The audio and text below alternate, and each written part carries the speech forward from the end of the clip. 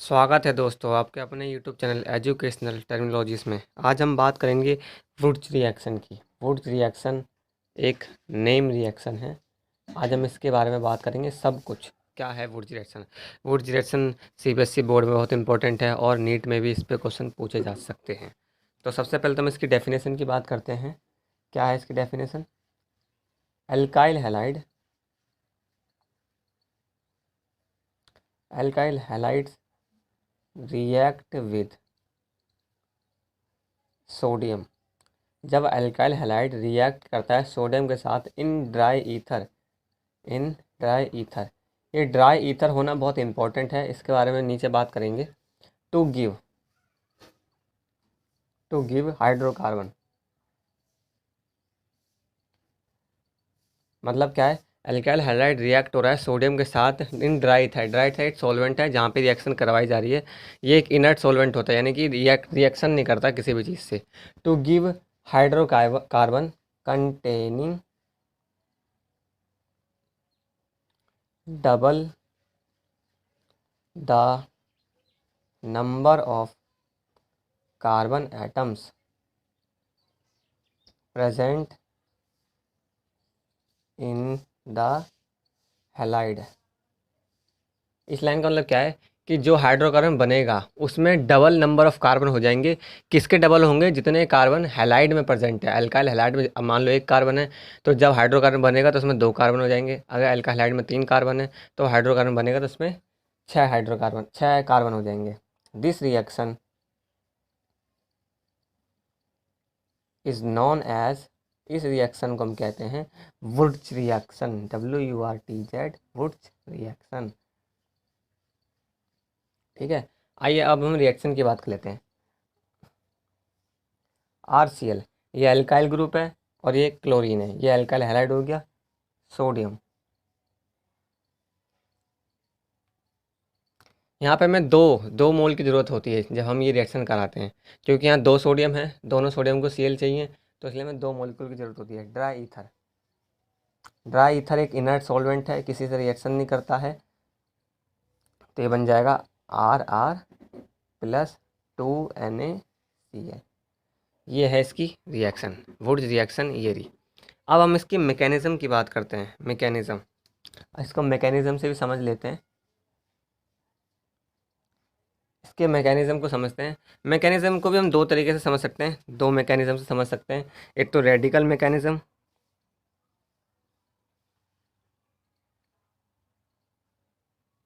और एक आयनिक मैकेनिज़्म।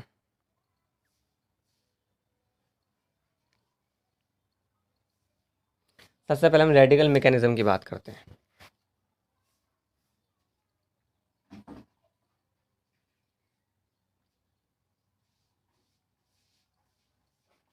ठीक है, तो फर्स्ट स्टेप में हुआ क्या?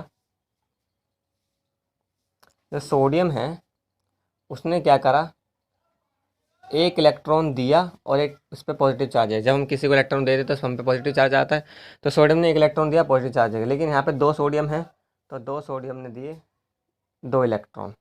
ठीक है, अब जो अल्काइल हैलाइड है इसने क्या करा, दो इलेक्ट्रॉन लिए। अब लेगा कैसे? देखो यहाँ पे क्लोरीन मोर इलेक्ट्रोनेगेटिव है, तो इलेक्ट्रॉन को अपनी साइड खींचेगा, तो इस पर आ जाएगा नेगेटिव चार्ज, डेल्टा नेगेटिव, और एल्काइल पे आ जाएगा डेल्टा पॉजिटिव।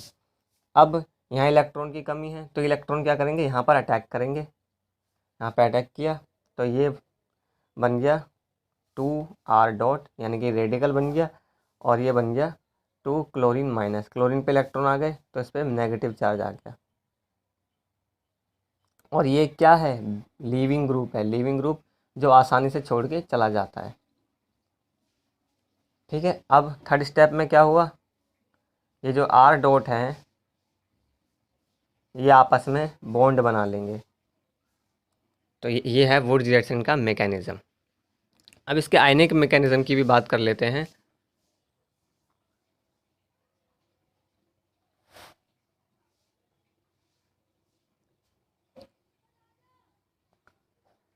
मैकेनिज़्म तो सेम ही है, लेकिन हम इसको दोनों मैकेनिज़्म से समझ सकते हैं। दूसरे मैकेनिज़्म को समझते हैं।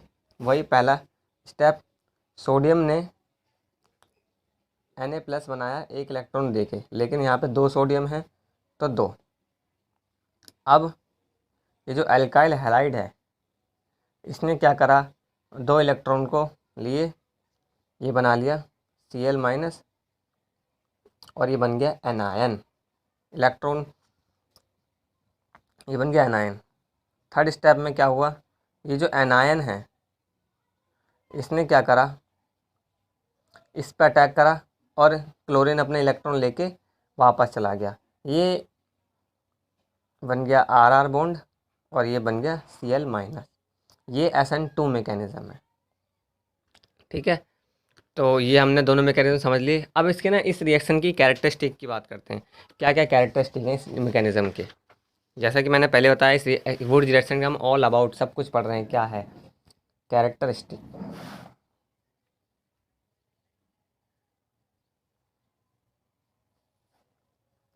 पहली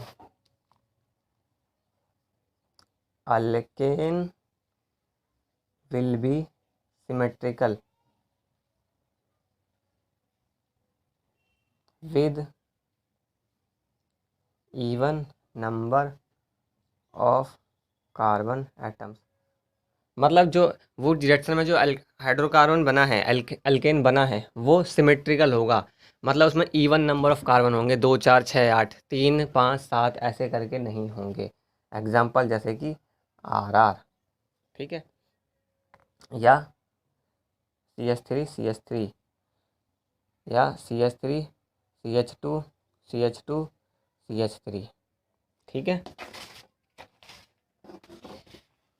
अब दूसरे पढ़ते हैं रेट। रेट क्या होगा, मतलब कौन सी रिएक्शन ज़्यादा तेज़ी से होगी। रेट की अगर हम बात करें तो एल्काइल आयोडाइड सबसे ज़्यादा तेज़ी से रिएक्शन करेगा, फिर एल्काइल ब्रोमाइड, फिर एल्काइल क्लोराइड, और सबसे धीमी या कह दो करेगा ही नहीं एल्काइल फ्लोराइड।